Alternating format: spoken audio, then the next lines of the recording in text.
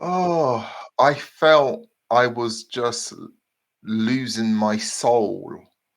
The work of my supervisor was interesting, brilliant work, but we were just not representing the people that I wanted to represent. Let me tell you something.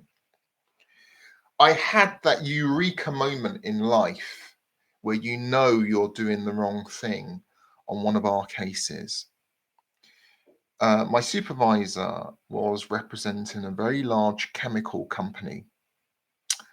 In fact, he did a lot of work for this chemical company. There was a chemical explosion at one of its plants in the north of England, and a young man had died.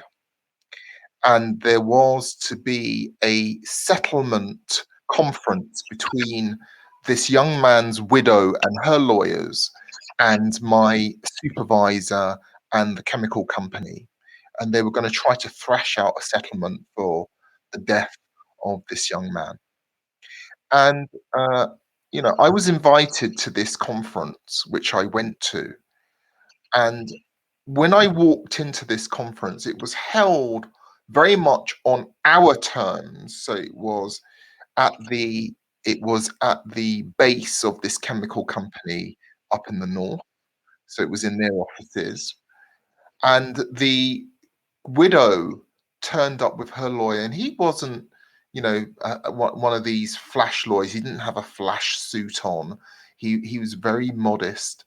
He spoke very modestly. He spoke with a regional accent, whereas we had a team of suits who was representing this chemical company. And the negotiations started. And I knew at that point in my own heart, I was on the wrong team. It just felt wrong. And you know what?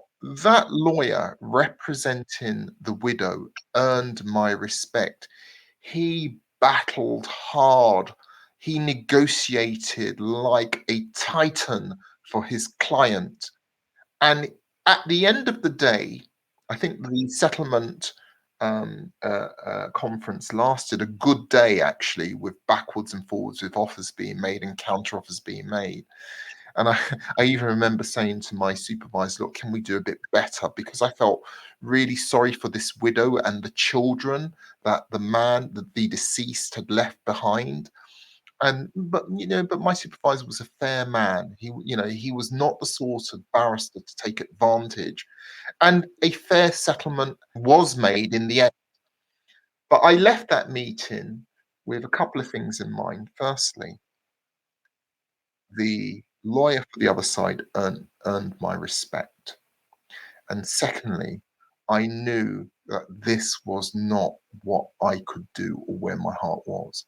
And so you mentioned that I did a lot of law center work. That this was how I appeased my soul in the evening. I went around. I knew I had a promising, glittering career ahead of me in commercial law, but I wanted to meet real people. I wanted to hear real problems.